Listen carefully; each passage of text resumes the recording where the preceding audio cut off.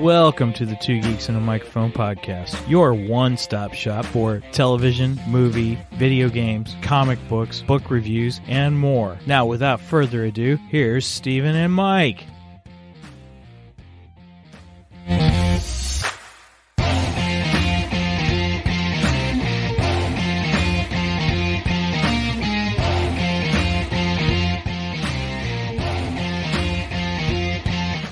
Hello there.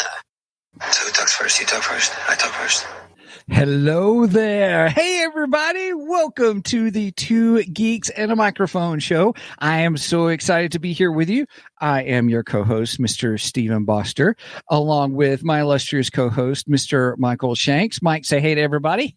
Good morning to all you geeks out there in Geekdom Land. Where have you been, Steven? I know. Well, actually, you've had my alter, Mr. Brian Ramsey, on. Saw that. I did. I've been on vacation, everybody. Actually, I went to see my son graduate college. So yeah. So we traveled down to the Kansas City area. We were outside Kansas City, but and stuff. So it was great. I have to give a giant kudos to Mr. Brian Ramsey for filling in for me. Thank you from Three Geeky Dads. Great job. I enjoyed the whole thing. I enjoyed the jokes at my expense. No, I'm just kidding. You mean the clown shoes jokes? The clown shoes was good. Brian talking about being my altar, which that was funny. Speaking since it was the Moon Knight episode, that was hysterical. And also kudos to Brian and Brian from Three Geeky Dads, but also to Zig from Nerdery Murdery. You know, I did listen to the Doctor Who episode, and everybody knows I'm not a Doctor Who fan. It's not that I'm not a fan. Let me rephrase that. I just haven't. You haven't watched it. Right. I haven't watched it. So no, it was interesting. Some parts were hard to follow at times. So I was like, no, wait a minute. What is this? But for those of you who are Doctor Who fans, I'm sure you guys were all over it. So I enjoyed it. It was like a double crossover. It was great. Everybody just did a great job. Yeah. And I will say, I am looking forward to the future crossovers because you guys talked about doing some like specific episode. There was so much you wanted to cover that you didn't get to, and you're talking almost 60 years worth of Doctor Who. You know, it's kind of hard to cover a whole lot in just one single episode. So right, I tried to do kind of an overall. You know, I gave a little bit of a history of the show and how the show began. I thought it'd be fun for each of us to talk about our favorite doctors, both classic and quote unquote new Who that's not so new anymore. I mean, the new show is almost 20 years old itself. So it's hard to say new anymore, but right. Distinguish the two, you say classic and new Who. So you're right. So yeah, we made sure and covered as many smaller topics and shoved it into one show. Yep. And it was good. But I look forward to hearing more of the details because I know there's more you guys wanted to talk about and get into and stuff. So it was interesting. I'll say, so nice job, Brian. Thank you. My alter. Brian and Zig did a great job. Yes. Thank you guys for being on. I really appreciate it. Brian was so kind stepping in as a co-host to begin with. I asked him about 2 or 3 weeks before you went on vacation because I was trying to make plans for how we would cover things while you're gone. And and I threw out the idea of House of M, so that would kind of continue our road to Multiverse of Madness. Yes, yeah. And then Brian was like, "Okay, well, what are we going to do for the second week?" And I'm like, "That I don't know yet." And he goes, "No, the other geeky dads they don't like Doctor Who, so I don't get to talk Doctor Who on our show. How about we talk Doctor Who?" And I'm like, "Oh, that sounds great. I'll." And then I threw that out there, and I mentioned it to Zig. Zig's like, "Pick me." So I had to have Zig on, and he was a blast. He was so fun. So, yeah, it was great. It was a good episode. It was good. And Megan, I loved your input to the Doctor Who episode too as well. Thank you. Yes. I was wondering if I was chopped liver. Oh, no. Megan had a lot of insight into it too, and You did. I actually I enjoyed one of the things about the Doctor Who episode that I really enjoyed was how you always said your first Doctor was your favorite Doctor. You know, it always seems to be that way.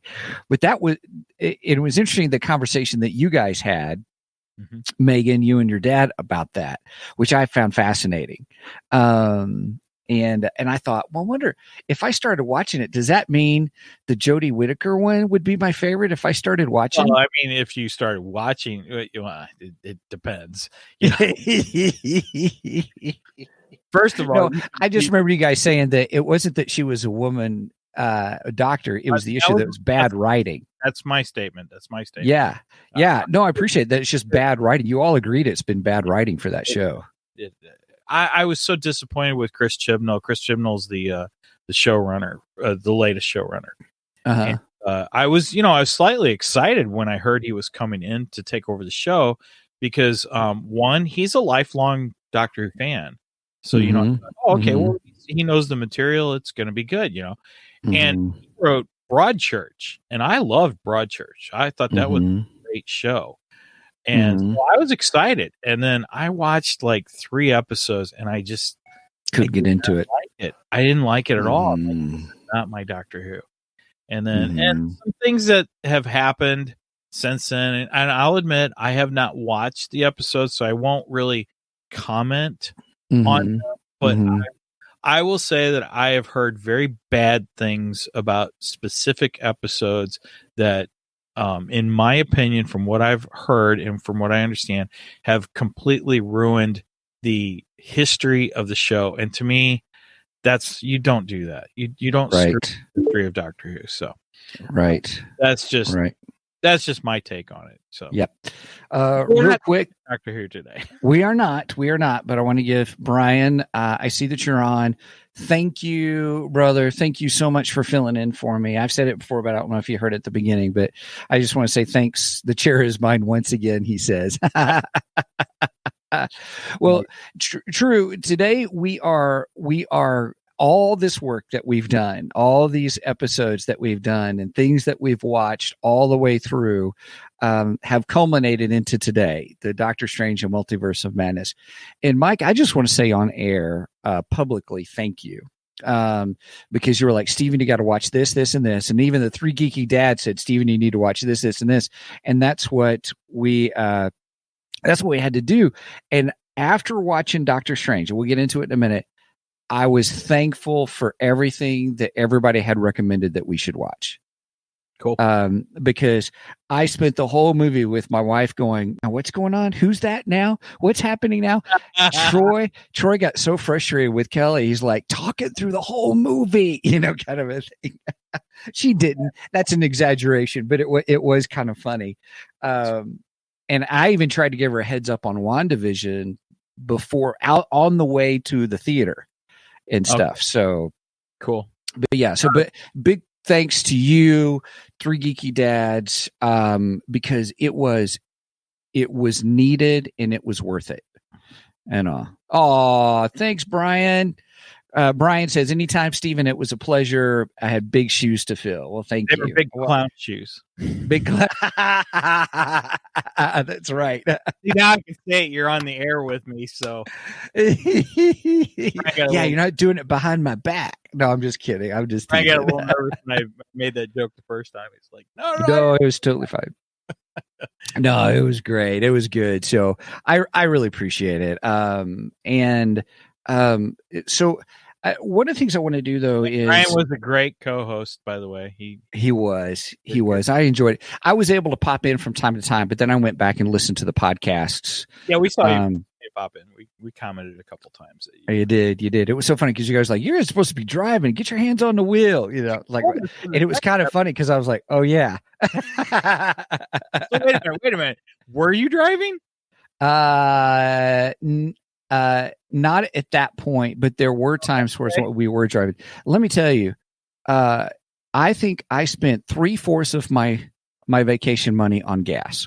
Oh, well, I believe that. We did over 3,000 miles. Moly.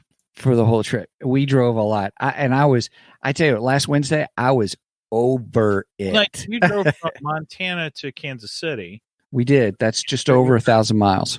Okay. I was curious. Wow, 1,000 miles. So how long did that take? 16 hours. I don't know if I can do it anymore. You know, when I was younger, I could do that 16 hours drive, and right. That wouldn't even faze me. Right. Now I'm having to stop, take a break, go pee. I had to go pee back then too, because I'd be just downing Dr. Peppers on the way. Yeah. But I'll stop and stretch my legs now. It's like, I can't do that. Can't. Well, the nice thing is every time we got gas, that's what we did. We stretched, went peed, finished a snack or something. Yeah. So we do have some Marvel news that dropped. Yes, please talk about this. Yes. We had a new trailer drop for the upcoming She-Hulk show. Going to be on Disney Plus. I don't know if they announced a date yet. Anyway, She-Hulk is a character that I'm not like a huge fan of, but I'm interested in the character. I like her. But she's cool in the comic books. Now, she's had a couple different runs. She's been similar to Moon Knight, where the run has been canceled and restarted a few times. The one thing I like is her original first issue kind of matches the original first issue of the Hulk, which I think is cool. Wait, you mean you're talking about this episode reminds you of the first issue? No. The first issue, comic book issue of She-Hulk, the first one. Okay. I should have looked up what year that came out, but I don't know. I want to say early 80s, maybe late 70s. Anyway, it matches the cover of the first original Hulk comic book. It paralleled it. The neat. Okay. Yeah, it's a George Lucas thing, it's like poetry. It rhymes. I haven't done that in a while. I've never been here, and I haven't done it in a while. 1980. Oh, nice. Okay, so I was right, early 80s. So great job, Megan. That one came out. Look up that cover, for anyone who's interested. It's a cool cover. Anyway, one of the other things I always thought interesting about the She-Hulk, in her second run, it was a little more comedic, and she was self-aware. And I will say she's the first comic character I know of that I was very cognizant of, that was self-aware in the comic books. She knew. You mean like a Hulk character? Well, she knew self-aware. She knew that she was a comic character in a comic book. Oh, it broke the fourth wall. It broke the fourth wall. The first one that broke the fourth wall. Okay. See, a lot of people credit Deadpool with that, saying Deadpool was the first self-aware character. Right. But She-Hulk was the one that I knew of being. And okay, Brian's got it right here. She was no longer the Savage She-Hulk. Oh, good call. Okay. First one was called Savage She-Hulk, and then the second one, she became the Sensational She-Hulk. Right. I love this S alliteration we're doing. Savage She-Hulk, Sensational She-Hulk. And I don't know if in the first run she was a lawyer. In the second one, in Sensational, she's the lawyer, which is what we see. That's what we see in the trailer. Yeah. Yep. I like how we're doing. Everybody, just so you know, if you're just checking in, we're kind of doing news stuff first, and then we'll get into our topic. Yeah. Because there's some things that I even want to talk about. But I liked the trailer. People were giving it poo-poos for like saying that, the special effects aren't good. I'm thinking, look fine to me. I mean, she's green. Right? I don't know. She's green. She's big. It's not easy being green. Sorry. And I think it. I didn't see a lot of special effects in it to be honest. I mean, you had the scene where she's jumping, and it was right. like, okay, so you see her up in the air. I mean, really? I mean, I don't know. I don't think we've seen enough to judge the special effects. Agreed. I say wait for this. I'm waiting for the show. I'm waiting. Yep. I'm excited about the show. I think it looks pretty good. I think it looks fun. A lot of people are downing it, saying, it's the whole what is it, the women taking over the MCU, and okay, there's a bit of that. I agree, there is a bit of that, but She-Hulk has been around for years. It's not like She-Hulk. It's not like they took the Hulk and said, "Oh, we're going to make him a girl." Right. The character's been around for decades, so yeah, screw it. Yep. I want to see it. I want to see it. It looks interesting. Have they seen the Lou Ferrigno show from the 70s? I'll take these effects any day. That's Brian chiming in. That's for my wife. Given 110%. That's a little joke for her. Hey, was it when I get out of this podcast? Yeah. What was it? Was it Lou Ferrigno? He was there when we were in St. Louis. I remember because he was. Yeah. I wanted to meet him. Actually, it would have been funny. It would have been. There's Brenda, 110%. So Lou Ferrigno was on Celebrity Apprentice years ago. We used to watch Celebrity Apprentice all the time, and Lou Ferrigno, which I was excited. I was a big fan of the Hulk in the 70s. I loved the Hulk. I thought it was a great show. But Lou got a little annoying because every time he was on camera, he said, "I'm giving it 110%, 110%." It would drive my wife insane. So then it just kind of became a joke around our house, 110%, 110%. So yeah, when we went to that Comic-Con, there was part of me that wanted to meet him so I could see if I could get him to record on my phone, say, so just get him to record, "This is Lou Ferrigno and I'm giving it 110%." And that'd be awesome. Like my phone message, so when you called me and left a message, that's what you would get. just for Brenda. That is funny. But unfortunately, it didn't happen. We didn't meet Lou Ferrigno. But yep. Angie said, "I heard he is a jerk." I don't know. I haven't met him. But Brian just comes back and says, "Mark and I met him at RI Comic-Con this past fall. I think we made him mad." Uh-oh. There's probably a story in there somewhere. Well, hopefully, Brian, you and Mark gave it 110%. That's it. All right. So enough fun at Lou Ferrigno's expense. Right. Oh, we wanted autographs, and when it came time to pay, it was cash only, but we didn't have cash. Oh. Yeah. Yeah. See, you should take cash. Who takes cash with them anymore, though? In all openness. When you're at an event, I mean. Hey, there's a thing called Square. Yeah. And just swipe it on your phone and be good. Okay. So we went and seen Stryper Thursday night in concert. For those who don't know, Stryper is a Christian metal 80s metal band, which is awesome, by the way. And yes, they are still rocking at 60 years old.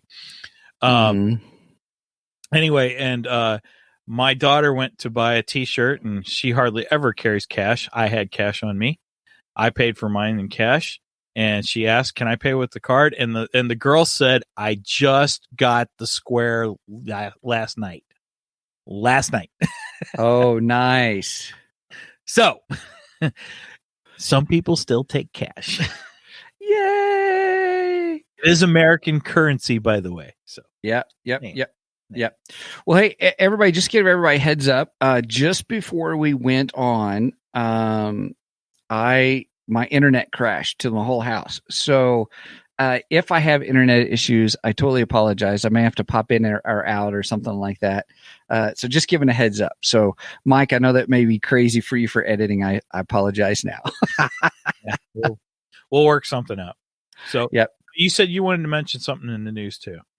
I do. So, everybody, if you haven't seen our Facebook page, please go check it out because Mike does all kinds of memes and it's hysterical. I love it. But he also posts stuff from other sites. And Three Geeky Dads had posted that there was a certain podcast on Spotify that passed up Joe Rogan. And I was like, what? And Mike, you were I'm so glad that you shared that on our page. And it was this new show, Batman Unbound. Or no, Unburied, excuse me. Batman Unburied. And so I thought, well, I'm at work. I listen to podcasts while I'm working and stuff. And I was like, well, hey, I think I'll check this out. All right. Three Geeky Dads say, I was reading their comments and they were saying how it was good and stuff. Let me tell you, I binged that thing whatever I could. I started on Wednesday and I listened to 2 episodes. Then I listened to the other 4 on Thursday. And I was just, this is really good. It is a radio drama par excellence. It's really good. They do some sound effects in there that just kind of make you go, kind of cringe and because of the actions and stuff.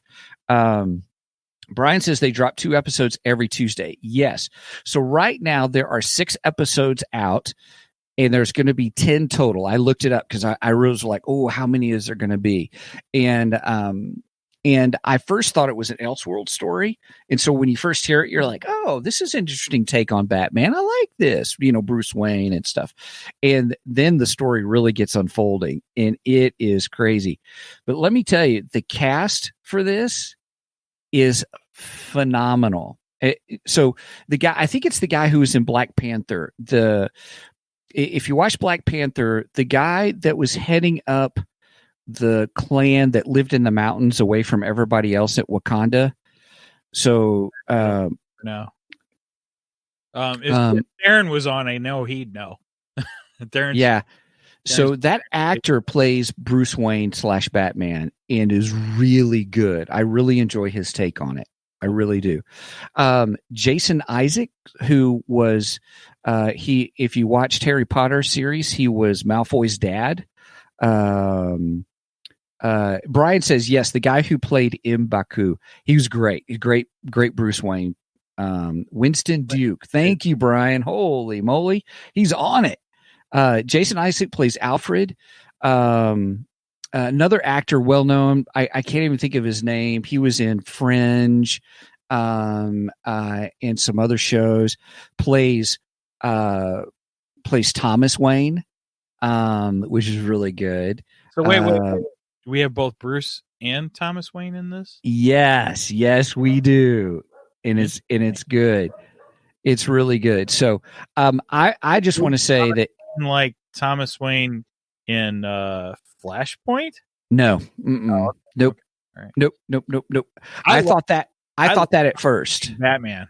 Thomas Wayne Batman is one of my favorite iterations of Batman. So, in fact, right now, Flashpoint Beyond is happening in the comic books, and I've been buying those. And have you? Yeah. Oh yeah. Okay. All right. We're gonna end up doing. Yeah. Brian's like no spoilers. Yeah, I'm not spoiling it, but we will be doing episodes. Okay, good. I'm excited. Okay, so I just want to say publicly to Three Geeky Dads, thank you so much for posting that because I have thoroughly enjoyed. Each episode's about 20 minutes, and then the last 5 minutes are the whole list of everybody who's in it, who produced it, who stars in it, that kind of stuff. So you can actually, skip that part.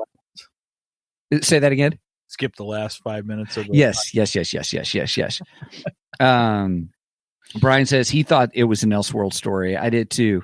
Save it for the podcast. I love it, Brenda. Brenda says save it for the podcast. Yeah. So if you get a chance to listen to it, I highly recommend it. It is funny because each episode starts with a disclaimer that it is for mature audiences. And it is. So I just give a heads up. And but it is really worth the time. And all. So just thanks for Geeky Dads. Thanks for and we'll probably once that finishes, I'm sure we'll do an episode dedicated to that. I got a question for you. Yeah. when you and I are doing pre-show, which there's a few things we forgot to do in pre-show, but anyway, we were too busy catching up since you've been off for the last 2 Right. weeks. But you had mentioned that you kind of wanted to do a like the Three Geeky Dads do, what's making your geek flag fly? So was that your what's making a geek flag fly moment, or was that our news? I just calling it news. I don't want to copy them because I like how they do that. We didn't have a name for it, so yeah. We didn't have a name. We just called it news. Wait a minute, was this the news section or was this? I don't know. I was confused. Anyway. Right. If we're doing a geek flag fly moment, then my geek flag flying is the Striper concert. So, which I posted some pictures up on our Facebook page. You can go see all three, me, Megan, and Angie attended the concert, and listener Roger went with us too. And Striper was just phenomenal, as they always are. So if you're into music and if you like Christian music, they're a Christian heavy metal band, and they rock. They're amazing. So right, they're really good. Yeah. So yeah, thanks for sending the clips too. I was like, oh, I know that song. Oh, I know that song too. Yeah, I was sending you and listener John Keller pics and videos all through the show. Yeah. Because I'm John's a huge Striper fan too. Yep. So. Hey, give me just a second. I'm going to go out and come back in. My audio is sounding funny, so I'll be right back. Hang on a second. Right. So talk about Striper. And what we're going to be doing, because what comes out next Friday? Talk about that. Oh, I almost forgot. Okay. Right. So while Steven's going in and out, first of all, we are going to discuss Doctor Strange, Multiverse of Madness today. Steven got to see it Thursday night, I believe, and we went and re-seen it last night because it had been a couple weeks since I'd watched it. So I was like, I need a refresher on this thing. So we did that. But next week, we are going to start covering Obi-Wan Kenobi. Kenobi! Oh, speaking of which, Sam Witwer is in Batman Unburied. Oh, really? Yep, he's a voice. Yeah, I won't say who he is. So okay, there you go. Speaking of Sam. Kenobi. Kenobi! That is Sam Witwer as Darth Maul from Rebels. I think that's which. Yep. Man, we're going to be playing that clip a bunch. Hello there. Oh, I can't wait for Kenobi. Kenobi's going to be fantastic, I think. Yep. I am glad that they're going to drop 2 episodes because you know me and griping about one episode's not enough to start some of these. Sure, gotcha. I'm sad there's only going to be 6 episodes long, though. Yeah. Like, are they going to be able to cram the story in 6 episodes? Because the way they're talking, this is all we get. We don't get. There's not going to be a season 2. At least that's the way they're talking. I know things can change, but right. I'm looking forward to Ewan putting on the Kenobi costume again, picking up the lightsaber again. And I know a lot of people. I know they poo-poo on Hayden Christensen, but I like Hayden Christensen. I do too. I am looking forward to Hayden Christensen reprising his role as both Anakin Skywalker and Darth Vader, because I am adamant. I believe we are getting flashbacks to Obi-Wan and Anakin, and I think that is going to add. Oh, we need to watch Revenge of the Sith. Right. Wait. Are we gonna? Oh, what about the Revenge of the Sith special edition that we have? Do you still have it? Yeah, I still have it. You bet. Oh, well, that's 3 hours. That's a 3-hour tour right there. 3 hour. Actually, I think it's closer to 4. I think you're right. I think it is 4 hours. We'd have to do several intermissions for our old age. I gotta go pay. All right, we'll talk about that after the show. We'll talk about that. But also, even Angie said we should do a launch party or like a watch party for Kenobi.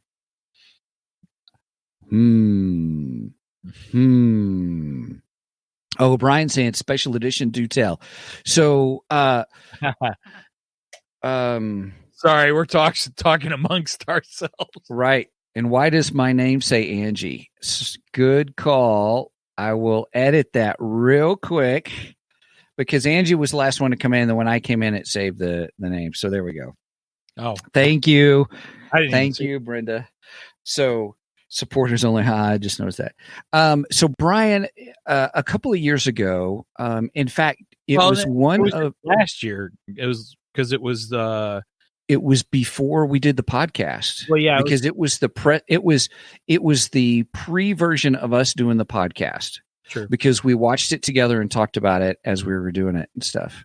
Yeah, it was our practice. It was our practice. It is probably the conception of the podcast before the birth of the podcast. Right. Yeah. And all. So there was a guy online. I don't know how we got connected with it or not, but there was a guy online who on Facebook somewhere. Yeah, he edited Revenge of the Sith with the overlapping episodes of Rebels. Not Rebels. Clone Wars. The Clone Wars. Clone Wars. It was the Clone Wars and Rebels because he also put in. Wasn't there? Yeah, no, that was a bonus scene for Clone Wars. Okay. So it was with Clone Wars. He did music and everything. It was seamless. Oh, it's beautiful. It was fabulous. So he did it for free because of copyright laws and stuff like that. But I sent him money to say thank you for the work that he did because I really enjoyed it. And we were able to download it. Yeah. And so, but you can't find it anymore. So, it's about 3.5, probably 3.5 hours. And, I would, in my opinion, it enhances Revenge of the Sith. I think it makes Revenge of the Sith an even better movie. Is it much more better? We're drinking much more better. I'll let you drink first. I haven't said that. Right? So you go away and my taglines go away. It's all good. It's all good. So, all right. So here's the dealioso, everybody. We got Kenobi coming. Let us figure out about doing watch parties, what that looks like. We'll let everybody know on our Facebook page what that may look like. And if you're able to make it, great. If you're a supporter at any level, $2. Yep. $2 get you on the Discord. I think Steven just froze up. So, if we'll announce on the Facebook if we're going to do the watch party or not. And if we do, it'll be through Discord. Like Angie said, $2, less than a cup of coffee. Excellent. Very good. We'll talk about when we're going to do that. That's something we have to work out timing and stuff because I'm going to work this next week. So I'm not sure exactly when I'm available and when he's available. And we'd kind of like it to be before Kenobi, which would be on Friday. I have no idea what that was. But anyway, so Kenobi's coming up. We will be definitely covering Kenobi. Also next week, Theron Lowry is coming back to join us. We haven't had Theron in a while. I'm excited about Theron coming back. And we are going to cover Miles Morales, Spider-Man, for a little bit. Apparently, Venom has finally showed up in the Miles Morales Spider-Man universe, and I'm kind of excited about that because I am a big fan of Venom. And Theron's a huge fan of Miles Morales Spider-Man. He's a huge fan of Spider-Man in general. So when I saw that Venom had finally appeared in the Miles Morales universe, I talked to Theron and I'm like, dude, we gotta cover this on the show. So we're gonna read that comic book over this week, and we are going to come back and discuss that with Theron next week. So I'm looking forward to that. That's something else that we got coming up. Beyond that, I'm not sure what we have. I thought we were doing Shazam 2, but I think that got pushed back again. I'm not 100% sure. I think originally it was supposed to be coming out June 2nd, and now I'm not seeing any ticket sales for it because I was getting ready to buy tickets for it, and I'm excited about Shazam 2. It looks pretty good. So beyond that, I'm not sure. Steven and I got to discuss what's coming up. So Doctor Strange. I can't get into it too much because he's not back yet, obviously. There he is.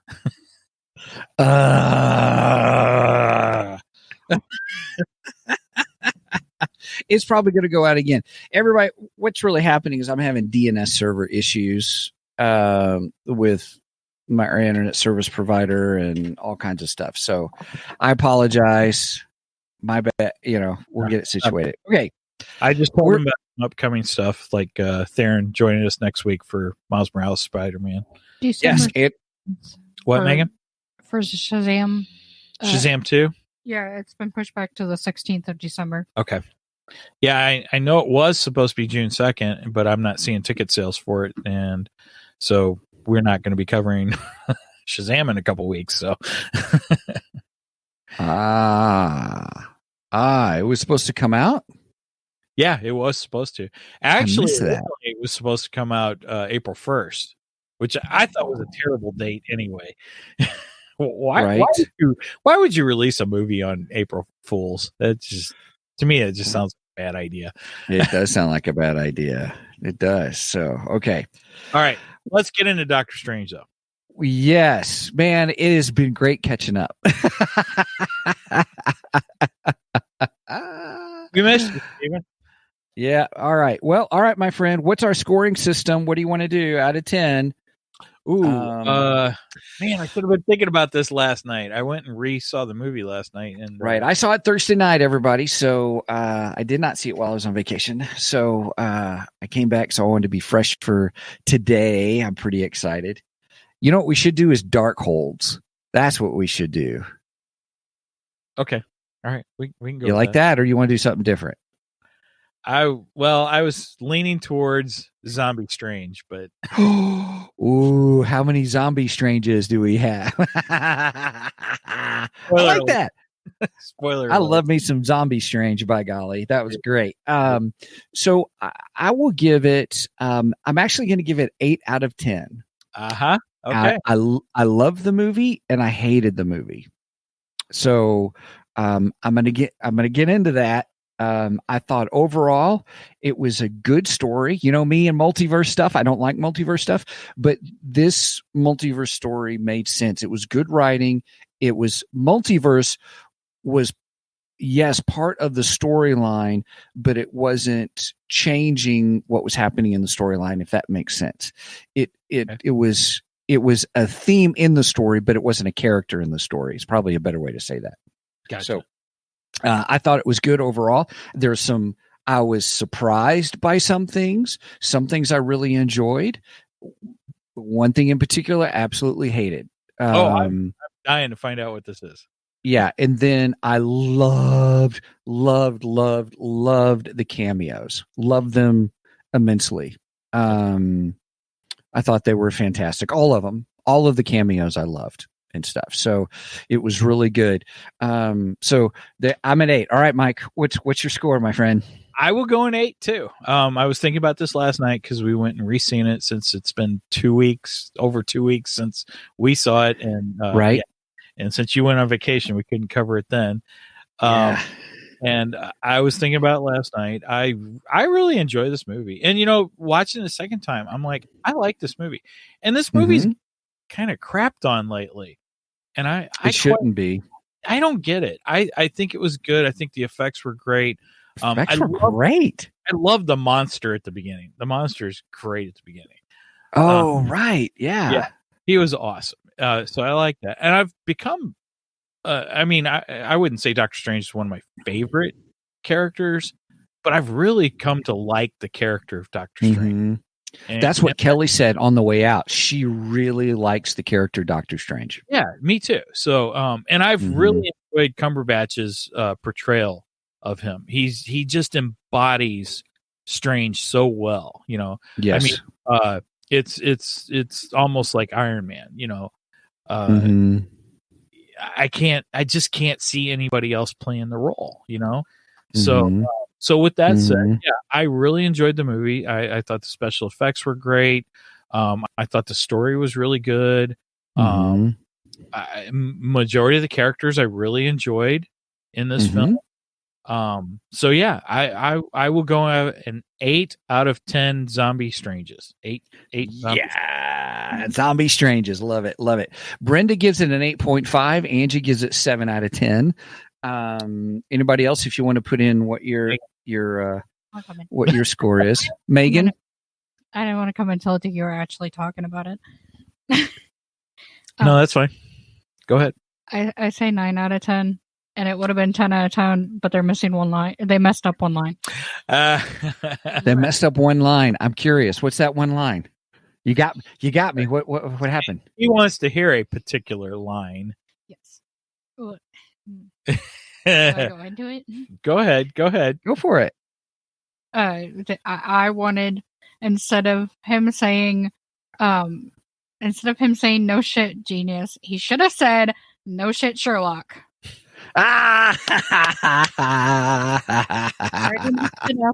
With having both Robert Downey Jr. and Benedict Cumberbatch in the same movie, and not having anything to do with Sherlock Holmes, and then they gave him literally the line almost word for word minus the Sherlock. Right. Yep. That would have been good.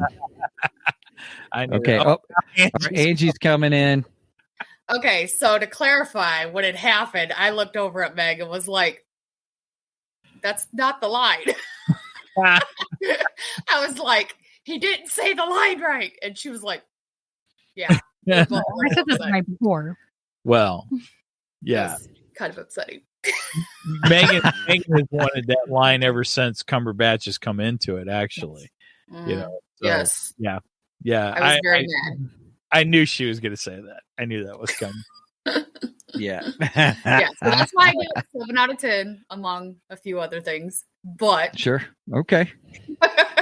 Love it. Brian, let's see. Brian says, since Iron Man's death, Doctor Strange has sort of become the anchor for the MCU, the elder statesman, if you will. You guys agree with that? That's a good statement. I think so too. Not I think accurate. that's insightful. Very good. Yeah. It's be interesting to see where they go from here, considering we lost a lot of the original Avengers and the original MCU Avengers anyway. Right. A lot of them. So, and I know they're gearing up to things and stuff. I'm having a hard time believing it's going to live up to what we've seen already, but we'll see. I'm not yet.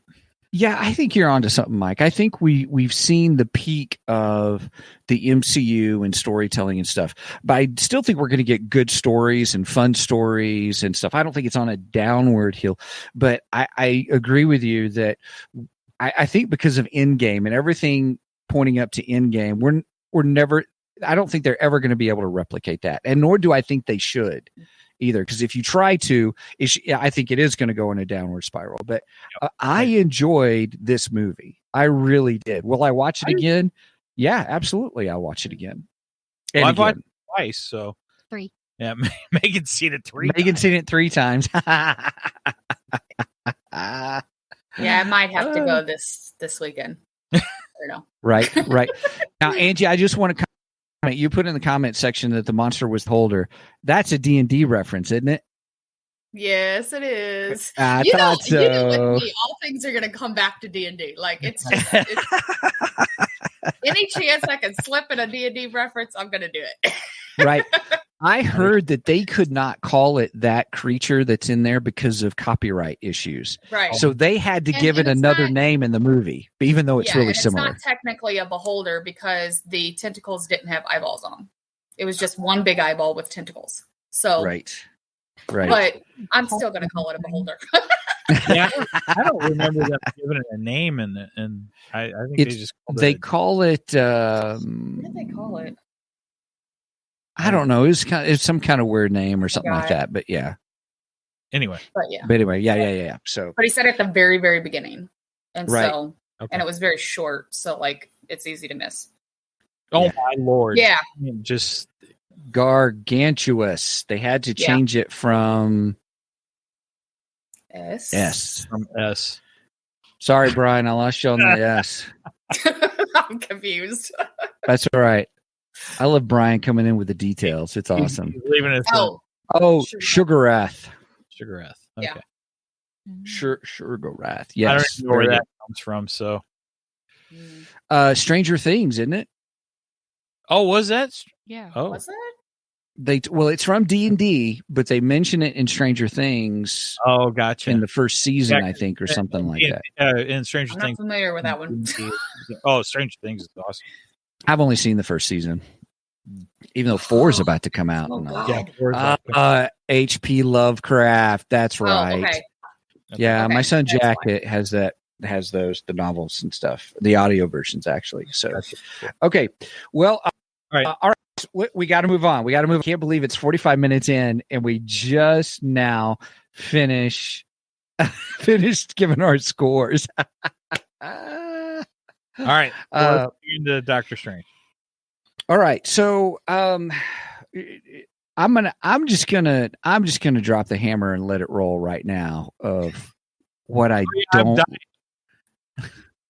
Now, disclaimer: we have not talked about this either. We have not talked at all about this. No, yes, this is another one that you and I have not discussed beforehand. So I had no idea going into this episode how you felt about this movie whatsoever.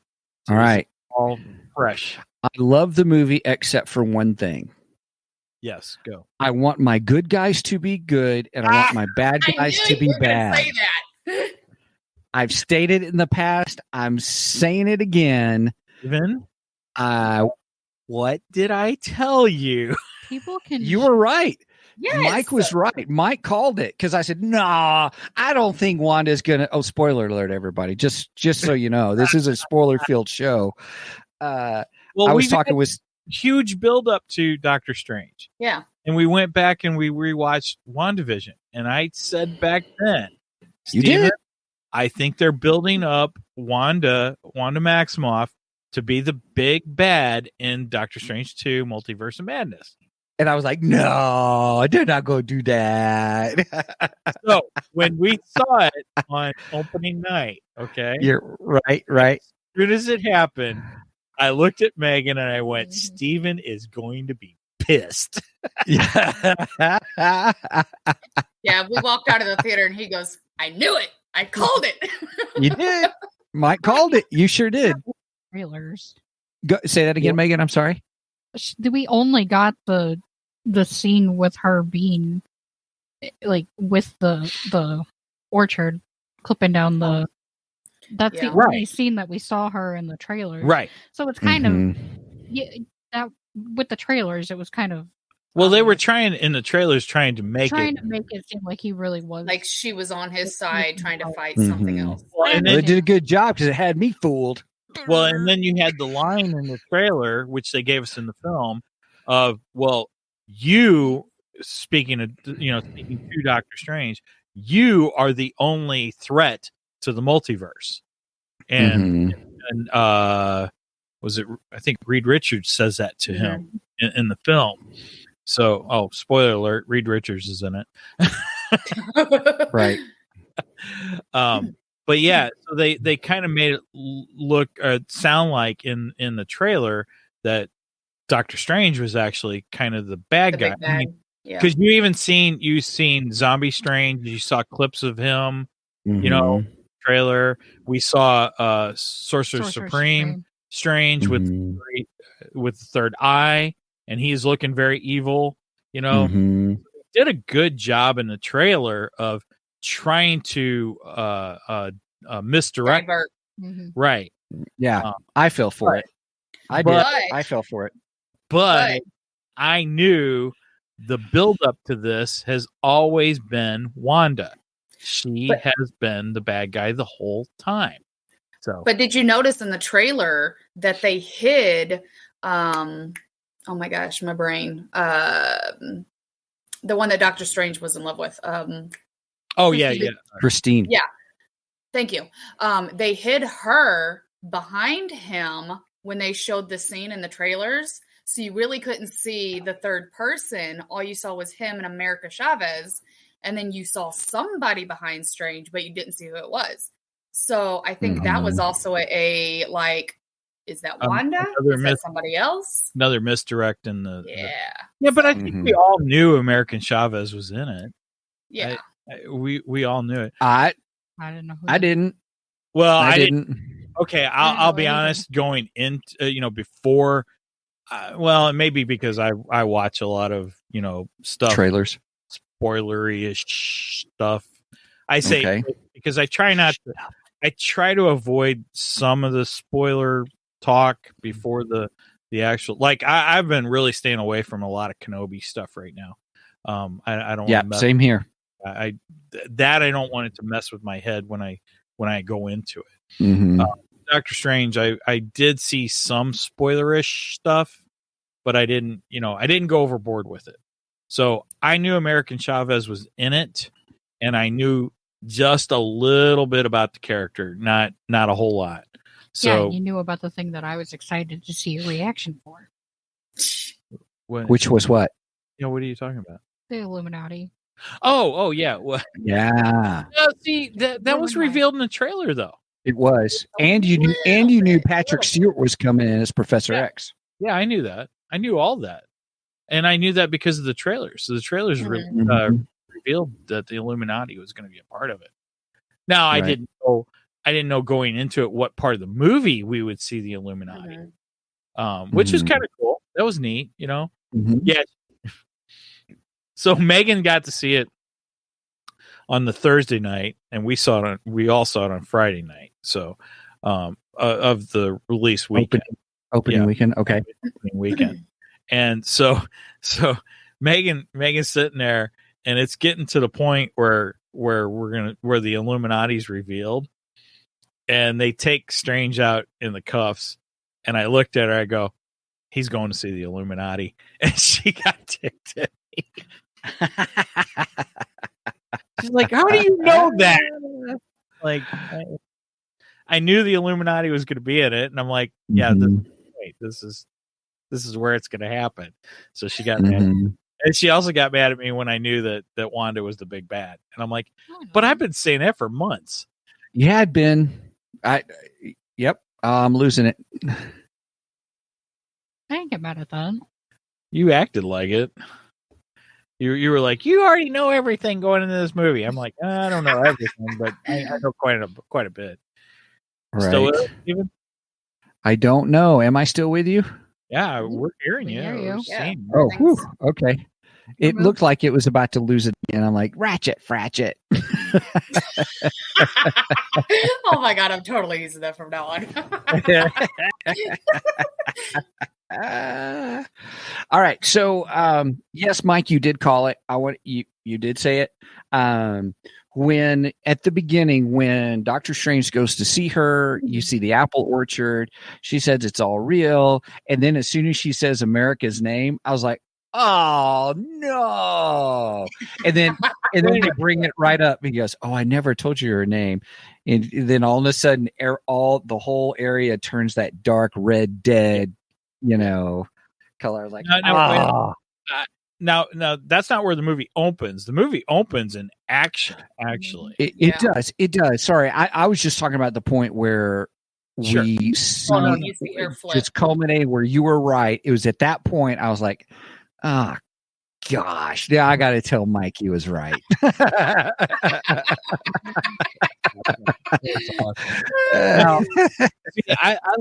love the way the movie opens, and it throws it into action.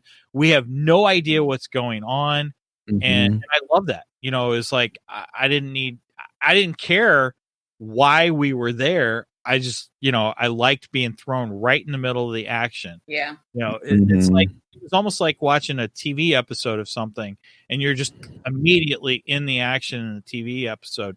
Don't know what's going on, but you feel like that's okay. I'll find out in a few minutes what's going on. I don't care right now. Just show me the action. And we really did quickly. Well, yeah, we did. It found out very quickly, but I loved how it threw you into the action. We saw that opening monster.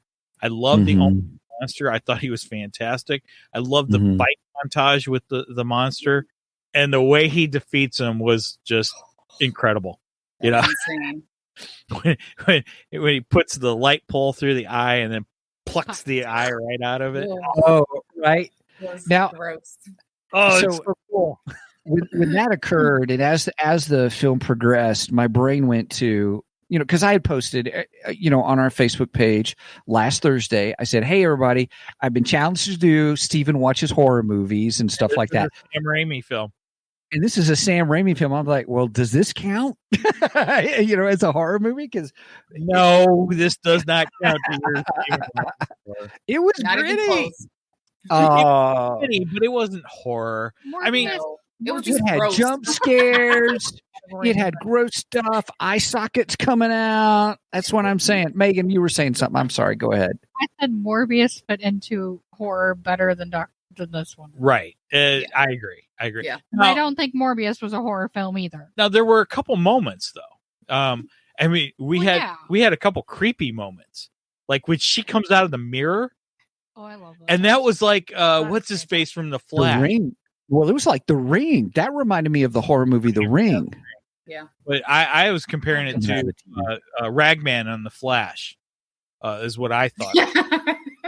Oh. Yeah. Yeah. That was awesome. It was cool. It was cool. Total horror moment. Right there. It counts the primer to Evil Dead. We'll get into that. With Bruce Campbell. Yes. I was just about to bring that up. I told Kelly, it's Bruce Campbell. She goes, I don't know who that is. No, I'm used to him from Burn Notice. So as soon as I see him, I was like, Sam X! Yes. I watched every season of Burn Notice. Love it. That's a whole nother story. A whole nother story. But yeah. What did you say, Megan? I said, can we talk about the wedding though? And when the monster shows up and Christine and her stupid face when she's like annoyed because there's a monster and it's like interrupting her wedding. Yeah. Interrupting her wedding. I didn't know her face. I love how you said her stupid face. I don't understand. She rolled her eyes. The husband was like, "Oh, that's awesome," and she's like, "Ugh." Yeah, he's fangirling while she's over there going, "Really? You couldn't pick tomorrow?" Right. You're ruining my day. Yeah. I want to point out what I pointed out to you last night that when his wedding, the outfit that he wears for the wedding, the suit, the handkerchief is actually his cloak. His cloak. I didn't cool. that either. That was cool. I like that. I like how he makes sure and finishes his drink before he jumps out the window. Right? He's just like, here we go. And then he swigs it and it just goes off. I'm not wasting a good drink. I mean, Brenda said Bridezilla. All right. Yeah. I do that when I do weddings. I always tell the husband or the husband to be, I say, now listen, it's her wedding. You think it's partly your wedding, but it's not. Well, I knew that going in. So it was good. So, all right. So the big monster, the eye popping out. Sorry, Mike. And we went on a tangent about, does that count as a horror movie? But okay. So it doesn't. I loved that. I thought that was awesome. And then we immediately find out that that's a dream, which is weird because it's like, well, it's a dream, but it's not a dream. Yeah. You're right. I did like how they explain that in the movie. Yeah. That was cool. Because she's like, he said, wait a minute. Have we met? I know you. And she's like, and he realizes it. Yeah, he realizes, wait a minute, you were in my dream last night. And she said, that wasn't a dream. And he's like, well, what do you mean it wasn't a dream? And she's like, I was there. That happened. What you saw happened. And it's that moment that we realize, oh, that's part of the multiverse. Mm-hmm. So what he was actually seeing in his dream is an alternate him. Yeah. In a different universe. And yeah. And hey, just for the record, Brian, as my alter on the show, I was not dreaming about you. Just saying.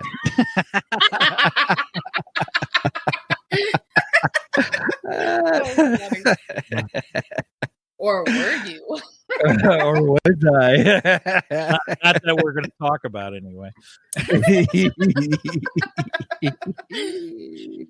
Oh my God! All right. We're going to come back on the show now. Right. He's going to be like, "There's something wrong with you guys." There is something wrong. An hour into the show, you need to listen. Anyway, so yeah, where she comes in and she's the whole concept of you're dreaming, you're actually visualizing, and they said that you're visualizing what another alter, another universe is going through. I did like how they explained that only certain people could do that. It wasn't like anybody and everybody could do that. They kind of set it up. Those who are powerful or powerfully linked could do that. And even with Wanda, I always thought that Wanda was like a nexus of the multiverse. What did I miss? I was in the other room, Brian. Guess we'll have to listen to the actual episode next on Friday. Right at the 1 hour mark. Oh, listen to the whole episode, Brian. You're right. That's what you get for leaving to the other room. There you go. No, I'm just kidding. As long as you download it, I'm fine. Whatever. Anyway, go ahead. So I always thought Wanda was a nexus point in the multiverse, but here we talked about that a little bit. We did, but in this one, it seemed like that America Chavez is. That she's the only one and she can go in between them all. I thought that was really interesting. And I did like that. And yes, in all openness, whether I did think that Wanda did make an incredible villain. Scarlet Witch made an incredible villain. Incredible villain. And I kept saying that all along, Stephen. You know, I do enjoy her as a villain. I mean, I like her as a good guy too. You know, she's interesting, but she's one of those characters that can go back and forth between them, and she is so powerful, you know. So just to make her, let's face it, the villains are more interesting. Let's just face facts. They always are. They're more interesting than our heroes. We love our heroes. Don't get me wrong, but they're very one-dimensional. I actually disagree. Your villains are good because they counterbalance your hero. You have to have the hero to have the villain. But the villains they are interesting. Well, good villains, you're right. They are interesting because they do counterbalance the hero, but I just don't like it. I want my good guys to be good, my bad guys to be bad. Well, it reminds me of Loki. Loki can be good or he can be bad. Like, if you think about it, like, he, you know, especially in the comics, like, he flip-flops all the time. But that's what Wanda reminds me of, because I have read Loki in the comics and stuff. That's what she reminded me of in this movie, where, you know, there's times where you're like, okay, she's, you know, she's kind of good here. And then you watch and you're like, oh, no, she's very bad. She's very bad. Like, it just, I don't know. If you look at it, you can look at it from all sides, in my opinion. But no, she did such a good job as a villain. That's why I wanted you to watch WandaVision, Stephen. Because thank you. WandaVision, I knew that was going to be a huge buildup to this, and it gave so much background on her character that you wouldn't have had if you hadn't watched that. Well, here's the thing. I will let me say this and let me clarify this. She made a great villain. They did a great job of explaining how she got there. So, of course, we've got WandaVision that talks about her grief and what her grief did. And she showed remorse at the end. You know, she didn't realize it. That still kept her good, even though you had said, no, she's a bad guy in WandaVision. You know, and I was like, yeah, but she didn't know, and the power of grief. And then we had that discussion about the end credit scene where she was with the Darkhold and she hears her kids. And I thought, okay, there's the grief of having lost her kids. And that's how I explained it to Kelly before we watched on our way to watch the film on Thursday night. I thought it was that theme was great in it. Megan, what were you going to say? I was going to say, I think with Multiverse of Madness, she's definitely still in in her grieving process. She is. You're absolutely right. Totally. And I think, and I understood that she was grieving her kids. I get that. I understood that when they did the whole Darkhold thing, or where she, because I thought she's been in the Darkhold, and they've already mentioned that the Darkhold is not a thing to be messing with, and she was in it. And I thought, oh, she can handle it. And then when I saw the apple orchard turn into a dead zone, I was like, mother trucker.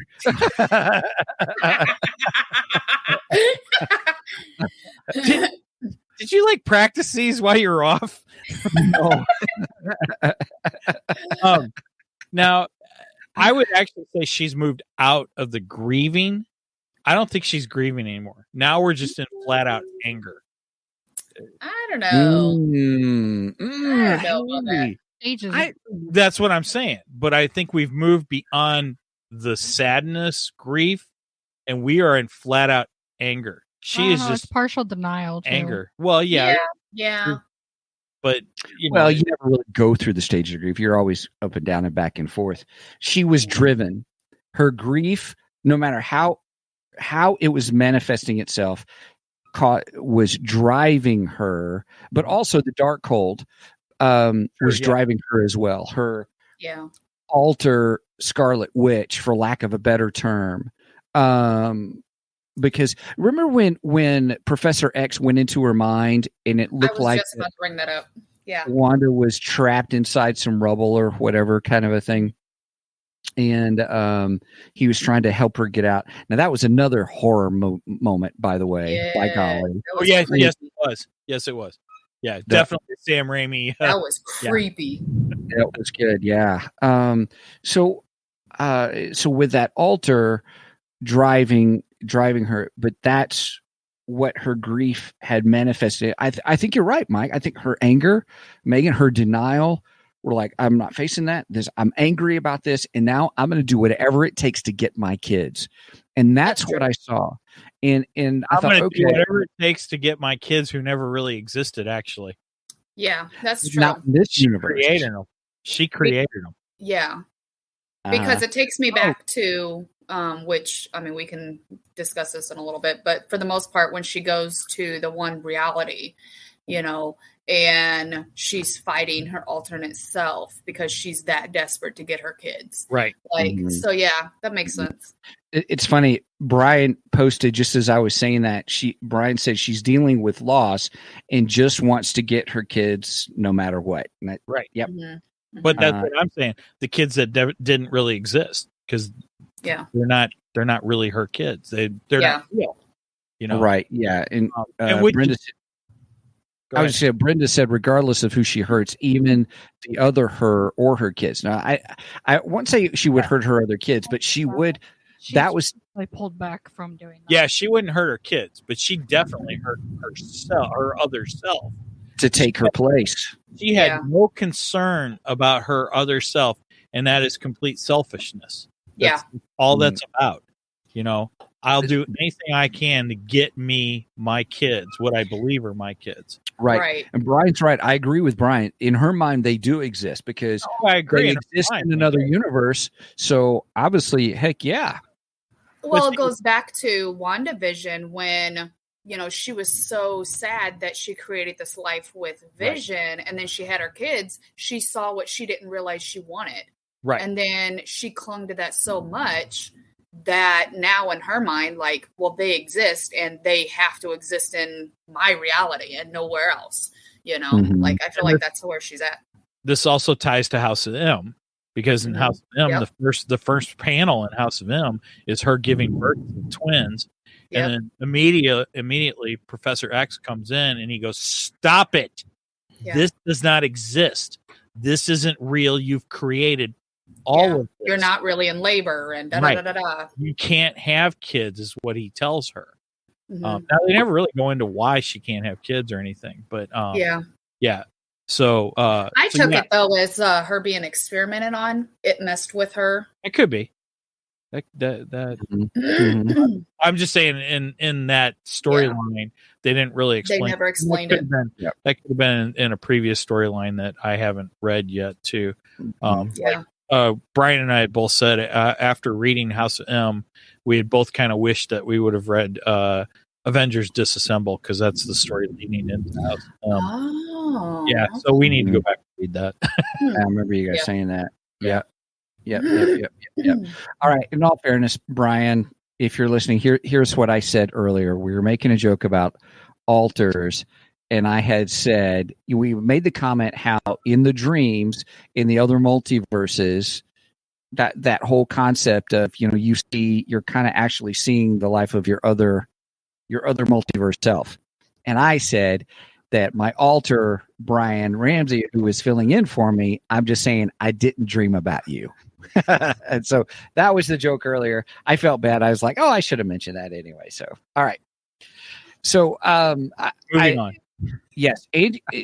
So Scarlet Witch made an incredible villain. And the reason I say Scarlet Witch, that alter, is because she had said to herself, it won't be Wanda who comes for her, but it will be the Scarlet Witch. And I was like, oh man, when she said that, I about fangirled out, because I was like, she finally said it. Oh my God.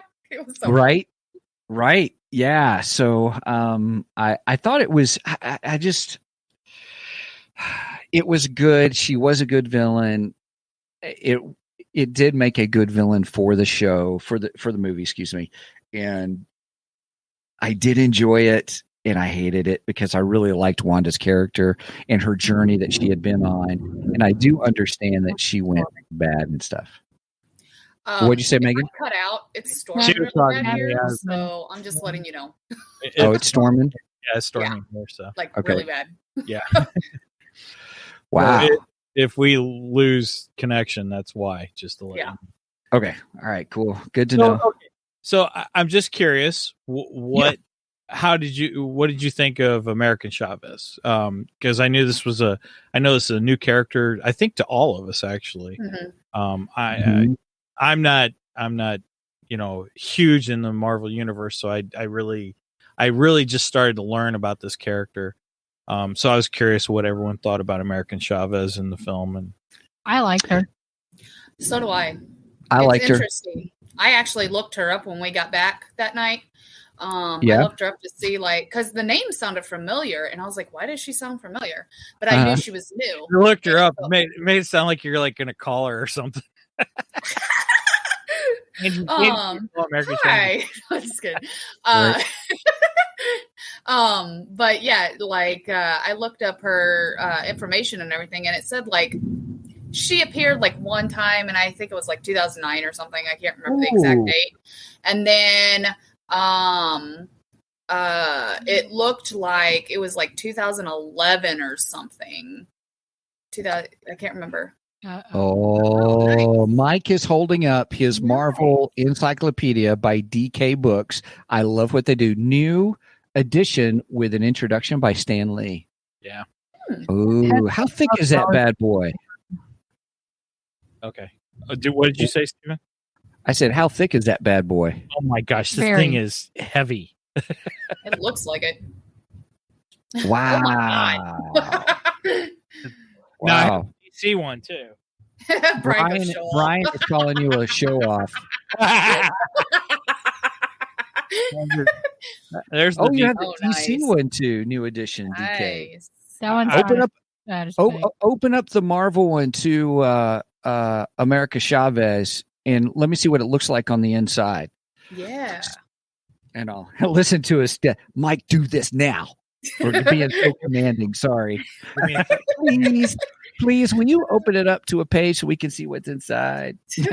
But yeah, so anyways, I looked her up online whenever we got back from the theater, and it looked really, really cool. So I'm looking forward to them talking more about her and whatever, and more movies or shows or something, I'm really curious. She seems really awesome. I want to know more about where she came from. Yeah. Yeah. I saw something where it's an all-female planet or something like that. Mm-hmm. Oh, so we're going to the universe. Oh, I'm not going to lie. It reminds me of Wonder Woman, the mascara. Yeah, I was just about to say that. That's what it reminds me of. Yeah. That would be hilarious if she came from the same planet or the same region. not playing Yeah. it, but you know. Hey, she must be so new that she's not in this. What? I'm not seeing her listed in here at all. All right, well, Brian, just show me a Google page on the wasn't inside because I like DK books. Angie, I didn't hear what you said. What'd you say? I said, "Hey, God, I got to show this." Brian goes, "That's why Google wasn't in it." Right. Well, I like books too. Ooh, that looks interesting. Yeah, Scarlet Look Witch. at that. That's cool. That's pretty neat. Jelly. Wow. That's pretty cool. Gosh. Yeah. Well, Mike got his workout in today, everybody, holding that whole book for that long. Oh my gosh, dude! Oh my gosh, that's funny. Oh. But No, no, I have to say, I specifically got those for the show, though. nice. Nice. You were saying, Angie? Oh, I was just gonna say, yeah, but from what I've seen in the movie and what I looked up online, like she seems like a really cool character, and I'm really looking forward to seeing what they do with her. Mm-hmm. My only complaint is I don't like her name. It seems weird calling somebody America. Yeah. America. Yeah, America.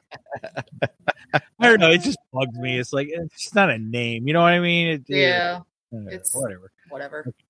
That's funny. Roger wrote that right off. That's Yeah, right. Got it for the podcast. I think we got to start making money before we can start. Oh, Uh-oh. I think we lost them both. We lost Mike and Megan. I hope that doesn't mean that I'm going. You're going to be flying solo, Stephen. That's right. That's all right. Let's do this. Whoop, whoop. Well, Angie, you're still on, but if you're going to lose you, then okay. I guess I'll have to be the geek wrangler in this one. That's right. Oh, my goodness. Well, everybody, if you're still with us. It's storming pretty bad here, so I'm like. Is it storming really bad? Yeah. So looks like I'm getting a text from Mike here. Let's see what it is. Oh, no, their power just went out. Yeah, I think Brenda just commented. Power went off, then back on. And then came back. Oh, Mike is trying to call me. Hey, everybody. I'm going to put him on speakerphone, everybody. You ready for this? Let's do this. All right, Mike, hang on a second. All right, Mike, I've got you on speakerphone on the podcast. Sorry about that. Yeah, our power just went out. It came back on, but we're waiting for the server to boot back up. Megan, you want to go try and maybe try rebooting the server? Yo, this has been a great episode, by golly. It's technical difficulties galore, but we're having a great time. Oh, yeah. That's right. This is awesome. Brian, by the way, Brian says, "Oh no, Stephen, who hates the multiverses, has to do this one alone." And then he says, "Oh, the irony, LOL."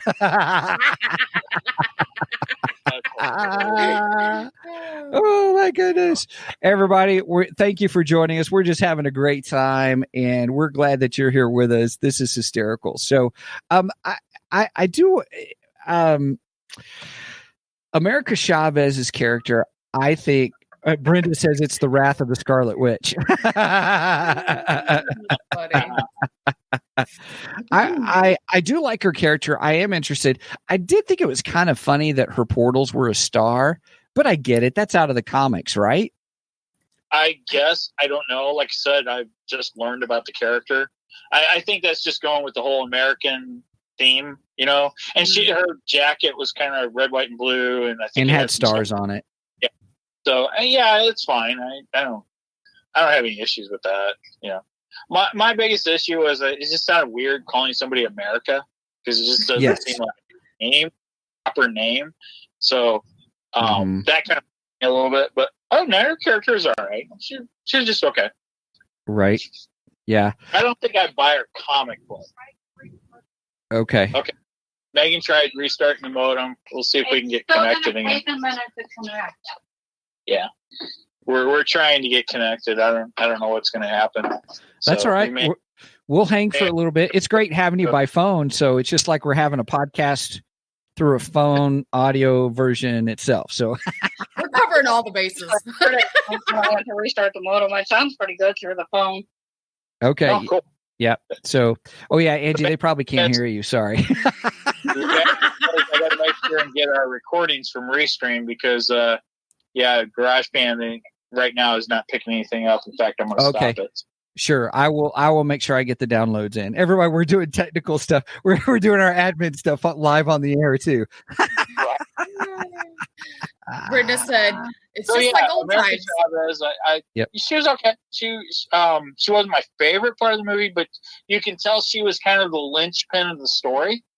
Because Wanda needed her in order to get across her evil scheme. Yes. Now it's interesting because in House of M, she didn't need anything like that. In House of M, Wanda is so powerful, she can actually affect all the multiverses.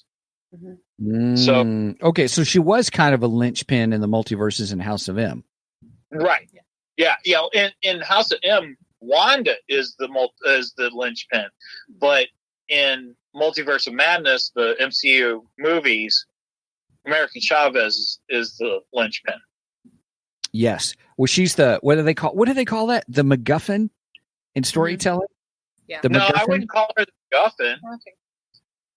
I wouldn't call her the MacGuffin at all. Okay. A MacGuffin is an item that they are trying to get, an item or a person they're trying to get or get to that really is only there to move the story forward. Oh. So, like for instance, Raiders of the Lost Ark. The Ark is the MacGuffin in Raiders of the Lost Ark. Okay. All right. Yeah, because she had an important part there at the end, I will say. Yeah. Yeah, she did. And all. Yeah, she's the one who basically reveals to Wanda, well, I'm going to give you what you want. She shows Wanda what everyone has said and lets Wanda actually walk into that universe. Mm-hmm. Right. Until Wanda plays that out, she doesn't quite understand. You know what I mean? What she's doing. Right. Yeah. Mm-hmm. So there at the end, then when she realizes, she scared the kids, so they won't do anything with her. And then the other Wanda comes in and says, no, that they will be loved. I was like, oh, yeah, that's the Wanda I like. And, kind of thing. That was a really good scene.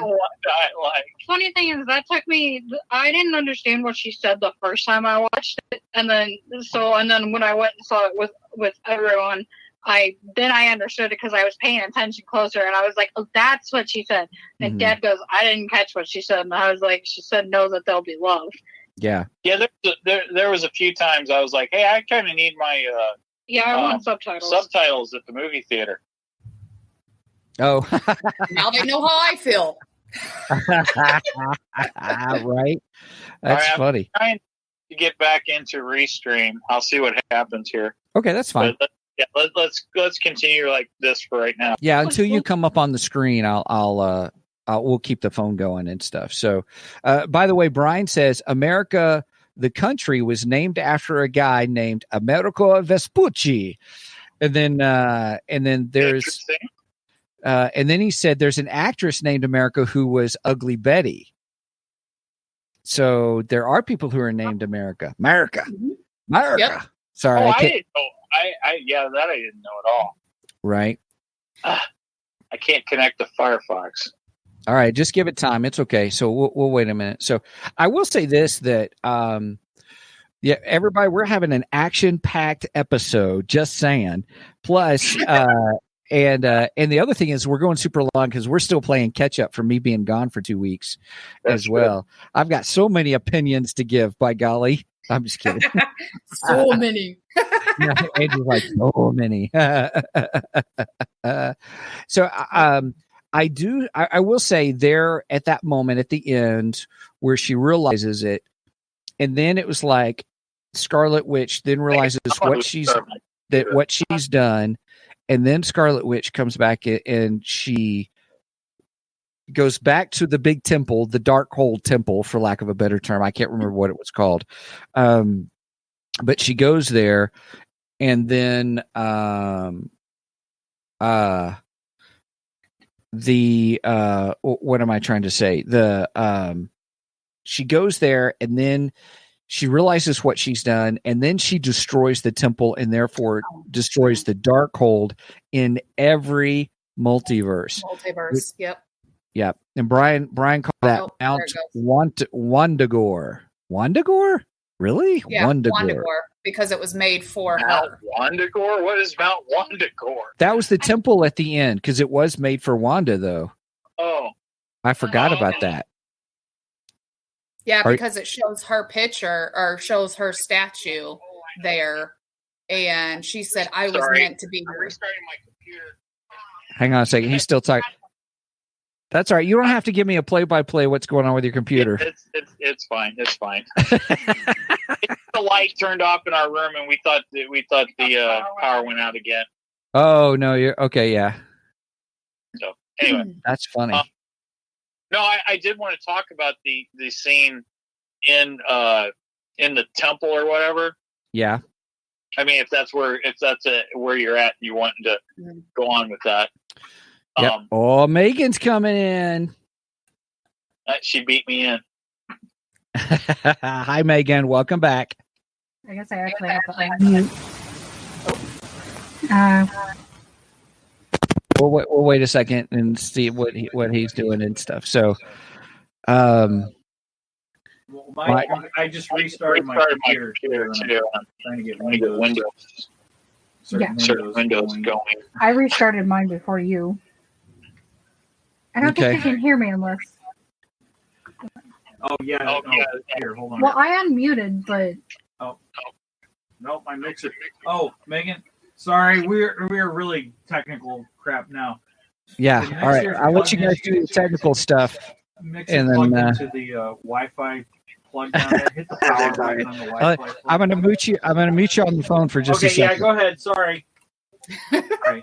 And turn that back on. Sorry for the technical difficulties, everybody. Right. This is funny. I don't think we've ever had any kind of. We'll just keep all this in the podcast. There's a first time for everything. Yeah, I mean, we've had technical difficulties before, but this is funny. I'm just glad my electricity and everything has gone out. I know. You may be next. Fingers crossed. Gotta love shows. Oh, that's funny. So, the ending was good, but where she killed herself in it, and I'm like, man, is this how we're taking out Wanda? I was a little mad about that. I was like, what?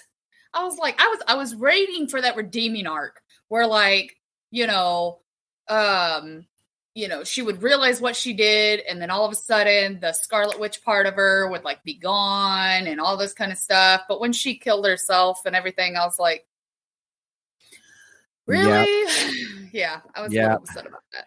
Brian goes, it's the multiverse again. There's a convergence of the universes. That's funny. Oh gosh. Brenda says that was the redeeming arc. Okay, fair enough. Fair enough. Yeah, she took her own. And then kept it because she was already tainted by the Darkhold. She was the only one who could destroy it. Because remember when the one lady came in, the one wizard came in and destroyed the Darkhold, and it took her out as well. So I get that. That makes sense. A little more sense and stuff now and all. So yeah. Yeah, I forgot about that. Hey, welcome back. Can you hear us? I can hear you now. Okay. I'll hang up the phone. I hear you, Mike. Yes. Right. Now, okay. So now my sound just went weird again. So I'll be right back. So you guys talk amongst yourselves. I have no idea where we're at. So I was trying to get everything restarted. We just started talking about the one lady that came in to towards the end. Okay. So I still don't know who the heck she is. I don't know her name. Apparently I thought somebody said Clara or something. Clara. Where's Brian in the chat? Because I'm sure he knows. Yeah. There we go. Charlize Theron. Leah. That's what it was. I believe she is a love interest for Doctor Strange in the comic books. Okay, that makes sense now. That makes sense now. Yeah, they did not. They didn't give any clue in the film of who she was. No. So if you don't follow the comic books, you wouldn't know her at all. What? Dormammu's niece. Interesting. Interesting. Cool. Okay. So if you all saw the movie and you had no idea who that was, apparently she's Dormammu's niece, and it looked like that's who they were kind of going after. That's what it looked like. It looked like Dormammu's universe, right? Yeah, and that's all. True. So, and Strange was all on board. Yeah, let's go. Yeah, it was like about time. Can we go back to the temple though, where Scarlet Witch was at? So, go for it. Something I wanted to mention about that. She sees the statue behind her, and she immediately says, this was built for me. After reading House of M, and Brian can confirm this, I don't believe that was meant for her. I actually believe that was meant for her mother. Her true mother. Yeah. Okay, yeah, now I see it. Yeah. Because Scarlet Witch. In the Marvel Encyclopedia, it reveals that Magneto actually is not their father. Right. We've been told that Magneto is the father to both her and Pietro, the two twins. But we find out when you read the encyclopedia, her real mother is someone else. The woman that was with Magneto was not her real mother. It's somebody else. And her real mother actually went by the title, the Scarlet Witch. Scarlet Witch. Yeah, I forgot about that. Where she gets their powers from. So I wonder if the statue is actually a statue to her mother, not her. Yeah, that's pretty good. The mountain, by the way, it's Wondergore. Oh, Wondergore. Oh, okay. I was saying Wondagore. I was like, no, I mean, she said Wondagore, so it was Wondagore, yeah. That's funny. Yes. Yeah. Weird. Brian in the comics, that's where she was born and raised by a sentient cow. Go figure. Ooh, that's utterly ridiculous. Oh my god! Great, now we're doing dad jokes. Oh my god, we are moving over to Three Geeky Dads. we are moving over. Oh, no. Ouch, it hurts. Oh my god! Stop it. Moving on. Wait a minute, was that wriggling this back? Right. Look, I'm just trying to milk these jokes as much as I can. Brian, save us.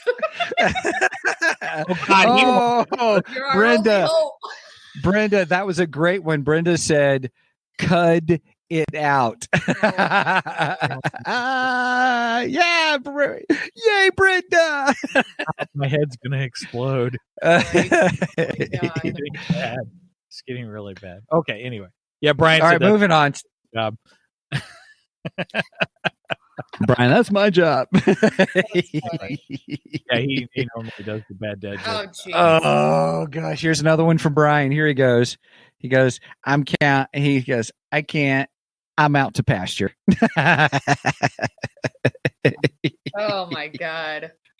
At least that one's a little more subtle and less on right. So. All right. Well, that was what I wanted to reveal, was the fact that Wanda's mother was actually the original Scarlet Witch. Yeah, I'm glad you mentioned that. I forgot about that. I just question whether that statue was actually to her or to, because if you look at the statue, it doesn't really look like her costume either. It looks like a version of her costume. That's true. But it doesn't look like what she's wearing. So it looks a little more like classic comic book. Yeah, good call on that. Good call. Witch. So I just wonder if it's actually supposed to be her mother, which I think would be cool if they brought that up in the movie somewhere. That would be cool. Yeah. Agreed.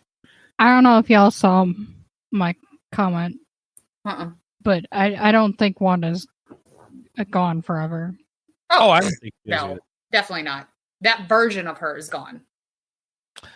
I don't even know if that version of her is gone. I don't know about that. Really? Because we did see a red flash as the we tower did. Came I down. missed that. Yeah, so did I. Huh. See? There's a reason why we keep you two around.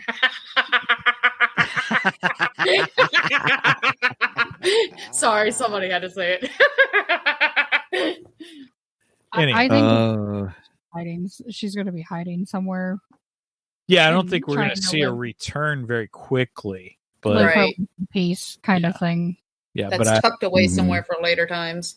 I think eventually we will see a return of Wanda Maximoff at some point. Yeah. Also. And wait a minute. And it is comic books, and nobody really dies in comic books. That's true. That's true. You keep reminding me of that. Right. All right, Mike, what were other things that you wanted to discuss and talk about in the... There was something Megan had, too. I just okay. And talk about Wanda being a villain and stuff. I should have... I don't know when the interview was, but Elizabeth Olsen was doing an interview. I don't remember with who. And she had been asked about what her favorite Wanda story was, and she actually said the House of M was her favorite story. And then she made the comment, but I don't think Marvel will ever do that. It's a little too dark for them. I think that was GQ, because I think I saw the interview on YouTube. But I mean, technically, if you go back and rewatch pretty much everything we've covered on this show, they pretty much have. Done. I mean, it's done differently, and it's kind of out of place and stuff. But for the most part, I feel like it was more subtle too. Yeah, I think between our shows and and Brian and I covering House of M, I think you can see where it was buried. Yeah.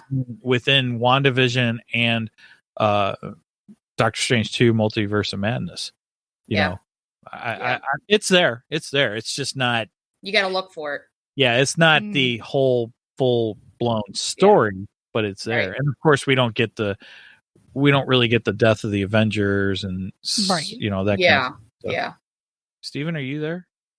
Yes. Oh, okay. I thought you froze. You were so quiet and stationary. I was hard to tell. Focusing. Yeah, I was focusing and listening. Sorry. Because I didn't see, I didn't read House of M, and so I was intrigued by your take on, that we did get the whole story of House of M in one shape, form, or another. That's what I heard you saying. Right. Yes. Exactly. That's exactly it. Oh, great! Now we're having internet connections to issues. But I mean, if you really, going back to like the subtlety of House of M, when Professor X was killed, in a sense, if you want to think about it from the comic, they make it look like he's dead. So like, I can kind of see how that translates over into the movie where she kills him, he's dead, whatever, because you don't know where he's at in the comic. So like, I can kind of see the correlation in a sense. I mean, it's kind of stretching, but now in House of M, I question whether he's dead or not. Right. Like Brian and I discussed, they really don't tell you, because they go to quote unquote the grave. Yeah. I mean, it's not really the grave. It's just kind of a memorial. Right. And Cloak actually enters it, and he says, "There's no body there." Yeah. So it's not. But it also makes you wonder. Like he was in her mind palace, and he was killed. Right. So is he really dead in real life? Is that, you know what I'm saying? Like I don't know. Now, okay, over on the MCU side of things, I think he might be dead. I think that's a possibility because I think Patrick. But that was 8. That was 8. 1/8 or whatever. Or 8. 800 something. 81 or 661. No, 616 is 838. Was it 838? Yeah, right. That's true.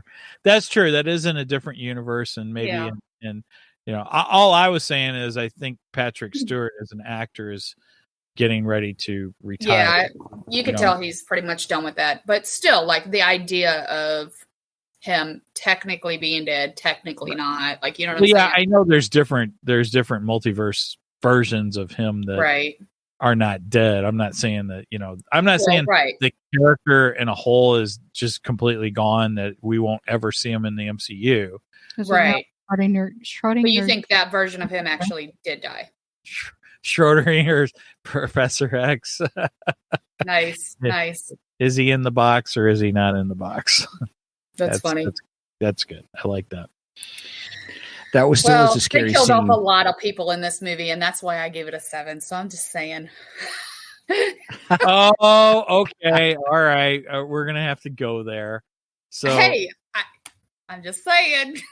She's mad because they killed off Peggy Carter. That's all she's mad about. I love me some Peggy Carter, and they did not give her enough screen time, in my opinion. It was probably my favorite cameo. Was her as was it Captain Britain? Is that Captain Britain?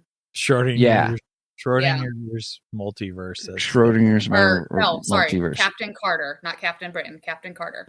That's right, Captain Carter. Yeah, I had to look at my thing over here. So that was my favorite. There you go. What if Marvel's Captain Carter? Excellent. Oh my gosh, they did so good on her. The shield. It was everybody. So Angie showing up or is showing the figure on the screen is what it is. So those who are catching us by audio, and and even with the price tag on there, that was expensive. Just a little bit. It's a Marvel. It was worth it. It was worth it. No, it was funny when we saw the movie in the theater, and when Captain Carter she does the line, "I can do this all day." I loved it. Angie's like, yes, and then immediately, not even like 2 seconds later, it was like, and I was like, chopped her in half with her own food. I was so mad. And I go, must have been a short day. He's like, is she though? And I was like, too soon. Too soon. Yeah, I was so mad. I was just like, yep, and she's dead 10 seconds later. Yeah. Yeah. That made me mad. Yeah. Right. I liked what she did to Black Bolt too. That was great. Oh, that was hilarious. Oh my god. That reminded me of The Matrix and an old Twilight Zone episode. Ooh, yeah. Or the movie. It was from the movie. Twilight Zone, the movie, the first one, I think. Yeah. And the kid that sends people to the cornfield. Yes. If Reed Richards hadn't said anything and he would have just spoke first, there might have been a different outcome. Sure, because Wanda wouldn't have known. Yeah. Yeah, he shouldn't have opened his mouth. Yeah. So the smartest man in all the universe isn't so smart, is he? Dumbest thing in that situation. Right. Yep. At least in that universe. Like they made a big deal. He's the smartest man in our universe. Well, apparently your universe is stupid. Yeah. No, now wait a minute. Let me defend Reed Richards here for just a second. Plus, John Straczynski, the actor, I was excited to see him playing Reed Richards. I thought that was great. For every Office fan out there, they were geeking out. So so Brian Ramsey said, and from the Charlie X episode of Star Trek. So there's a Star Trek episode. I don't remember that episode off the top of my head. But here's the thing about Reed Richards. Good guys always give a heads up. Because why? Because they're like, we've got a code. I've got to warn you. If you continue in this. Happens. Megan, I can't hear. What'd you say? Let Steven finish. Go ahead. All I'm saying is that the good guys always have to say, it's like coming into, hey, we're coming in, kind of a thing. Or, if you have a gun, you have to tell people, wait, stop right there, stop, kind of a thing. It's, hey, you need to stop where you are, or we're going to have to use mouth face here, Bolt, whatever his name was.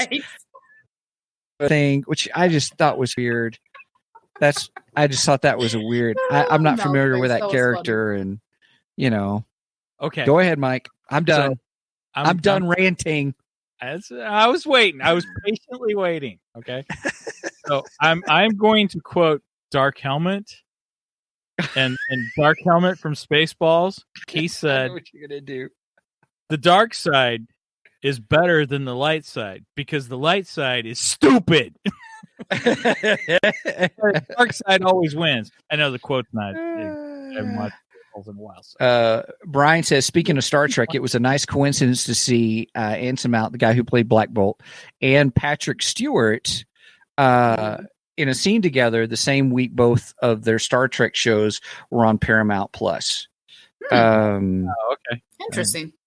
That's a good call. That's a good call, Brian. I have not watched well, anyway, never mind. That's a whole nother subject, a whole nother Star Trek stuff. So, all right, here's the dealioso. So continue with your Spaceballs because the light side is stupid. Oh, that was it. That's it. The dark always defeats the light because the light is stupid. This proved it. This just totally proved it. I mean, that's true because Wanda never did have a monologue. A villain monologue. No, she sure didn't. She didn't. Not once. She's one of the smarter bad guys. Right. She just was like, bad guys go on these big long monologues and crap like that. And she's just like, no, right. I'm just taking you out. I'm getting rid of you. And I love that she didn't even let him finish. She was just like, yeah. I ain't got time for that. And it was fine until he was like, oh, well, are you, because the first thing is like, I don't want to hurt you. Type thing. That's fine. Right. You don't tell why you want to hurt. Yeah. Manipulate reality. Yeah. How the power works. Yeah. Well, it comes back to Dark Helmet. I mean, you're not wrong, Mike. You're not wrong. Right. Well, hey, let's do some final thoughts and stuff because we're running almost 2 hours in. So yeah. This would have been one of the craziest episodes we've ever had. This has been one of the craziest episodes we've ever had. Top 5. Yeah. Yep. Okay. Final thoughts. Who wants to go? Ladies first. Oh, okay, I'll go. Final thoughts. 7 out of 10. If they didn't kill off Peggy Carter, I know that there's multiple hers in the universe, but I love my Peggy Carter. If it wasn't for that, it would have been 10 out of 10.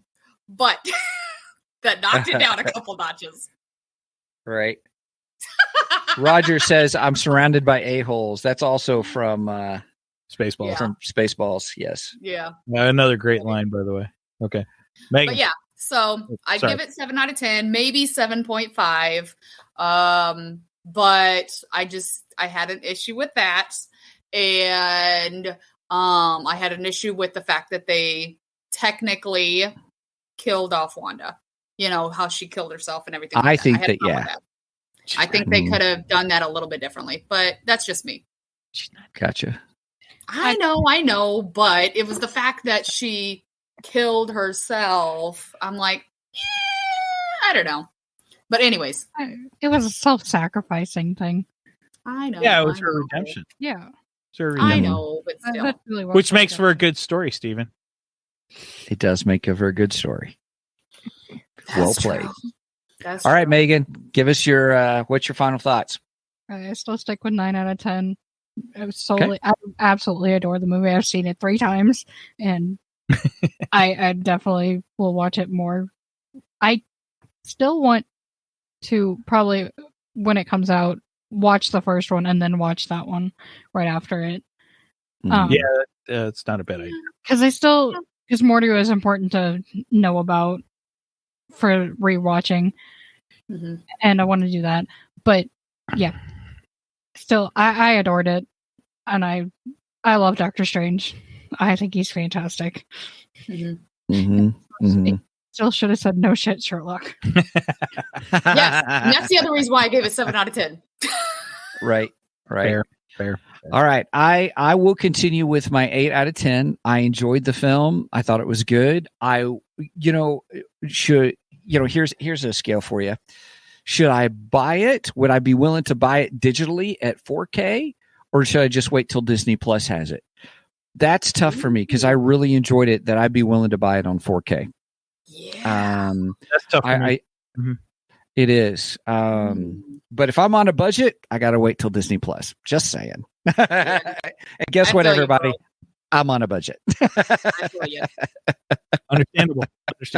But I enjoyed it. I loved all the cameos, all of them. I will say Captain Carter was my favorite cameo.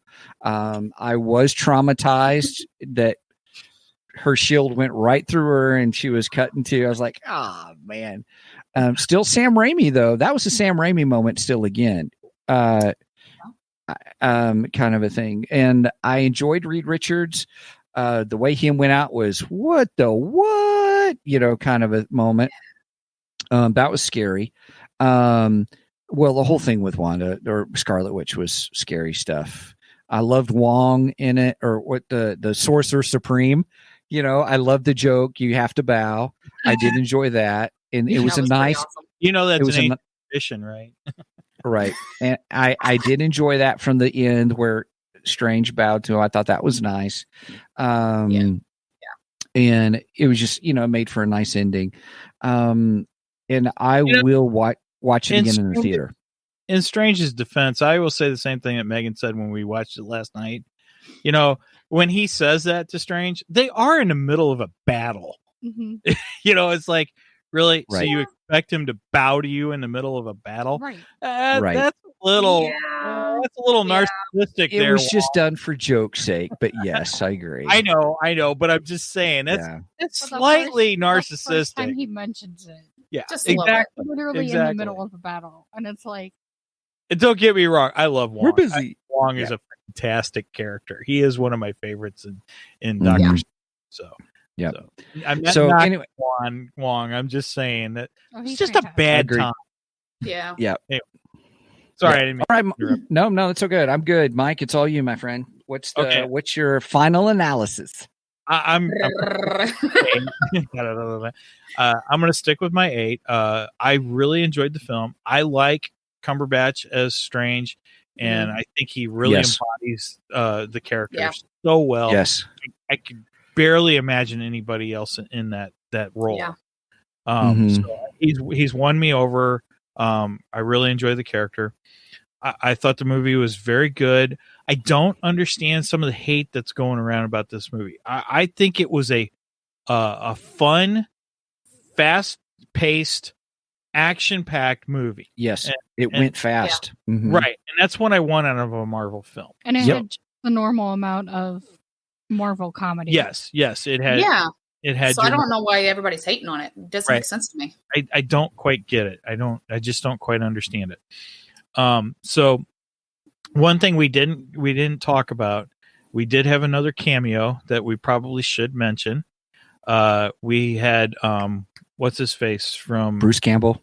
Yes, we had Bruce Campbell. Yeah, we forgot all about that. Right. Which was a great cameo. Now, disclaimer, I've never actually watched Army of Darkness. But man. So if you have not watched the movie, you need to stop the podcast. You need to go see the movie and then come back and listen to the podcast.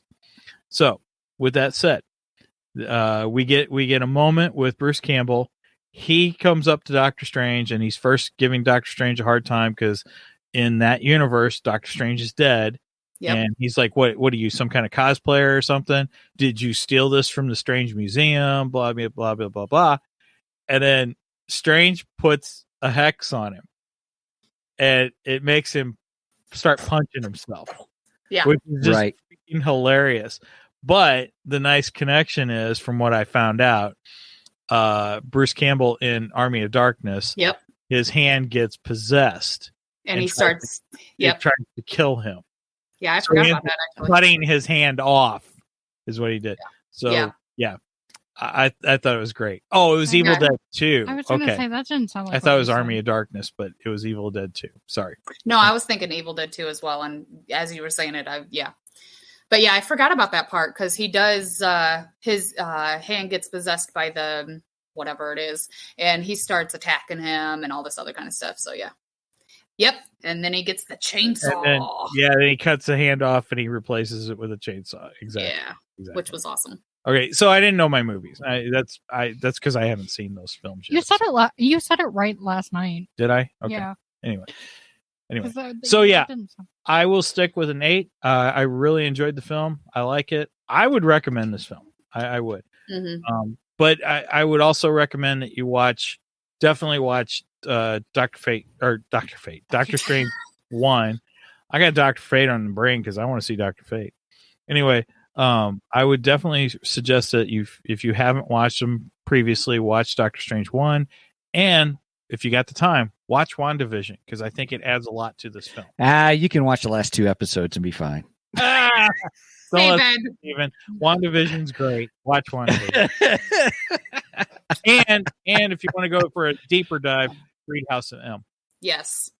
So if I was to put it in order, I'm gonna be honest. If I was to put it in order, I would do Doctor Strange 1, WandaVision, House of M, and then watch. That's how I would do it. That would work. Because that ties in nicely, and which is the way our podcast went too, anyway. So, and then you can go back to listen to each of our episodes for the. That's right. Road to Multiverse Madness. Yeah. We probably should have put a blog post on our website that puts our things in order. So you can go to our website and we've got them all in order. That's a good idea. Yeah. I almost forgot.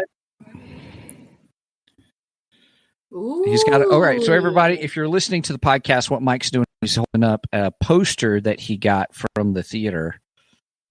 Nice. I need one of those. Well, he'll get you taken care of. The great thing is we have a few of these. Nice. And I was thinking we could give a couple away. Hey. As a prize.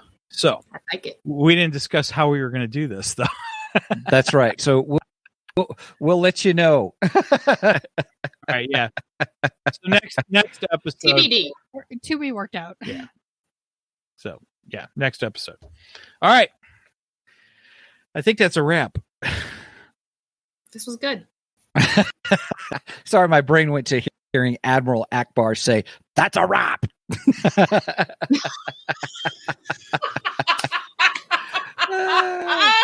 Sorry. That was funny. Oh, what'd you say, Megan? You cut out. We need that as a sound clip. Oh, that'd be awesome. That's a wrap. Mike, are you frozen? You look frozen, just like I was frozen before. I was looking for something, but he's deep in thought. He's trying to find it. He's trying to do technical stuff on the fly, and I admire that because he's done it well at times. So, oh my gosh. Brenda says, "I want to rap." She goes, "I'm hungry."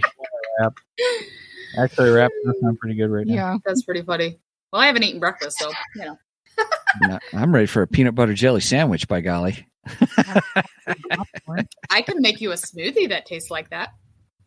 Ooh, we're really going off the deep about now. This off the podcast.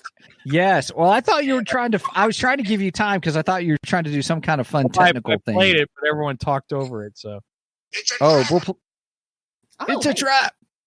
It's a wrap. All right. Well, Mike, hey, I'll real quick, everybody, make sure you check out our website, 2geeksmike.com, 2geeksmike.com. Here, I'll put that up on the up here on the thing. So if you would check us out there, that's our hub for all cool things of Two Geeks and a Mind. Love it. You guys are doing a great job with that site, by the way.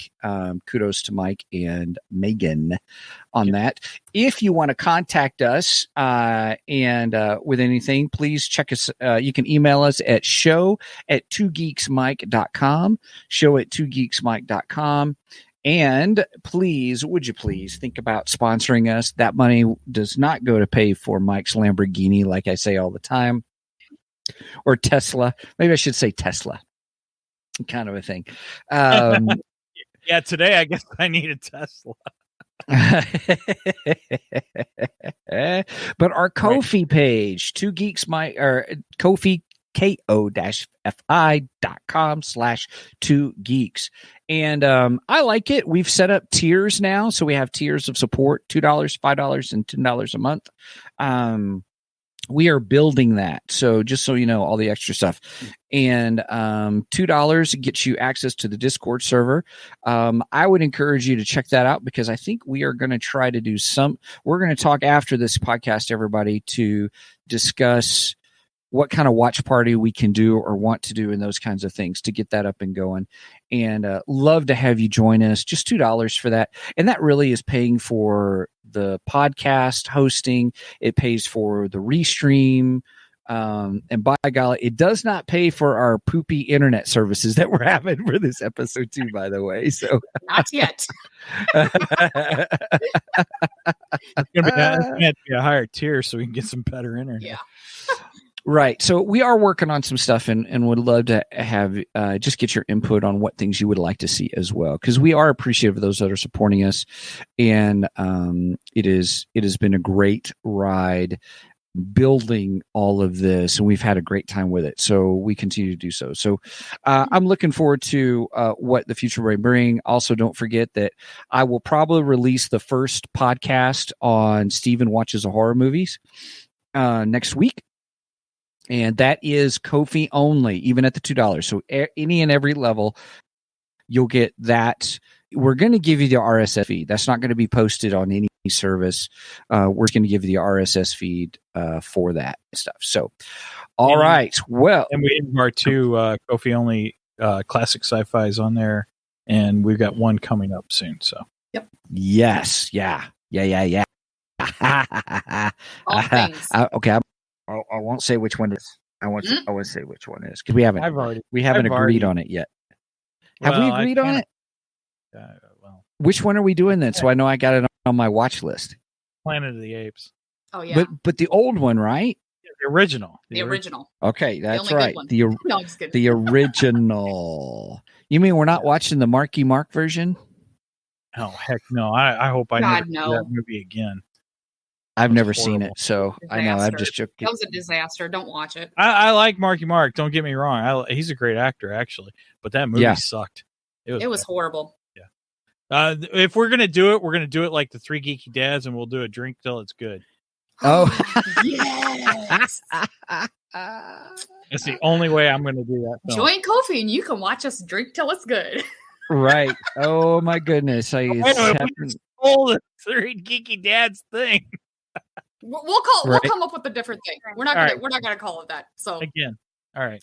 That's been well. All right. Well, with that, Mike, I will let you sign us out. Thanks, everybody. All right. With that said, over and out, and Excelsior.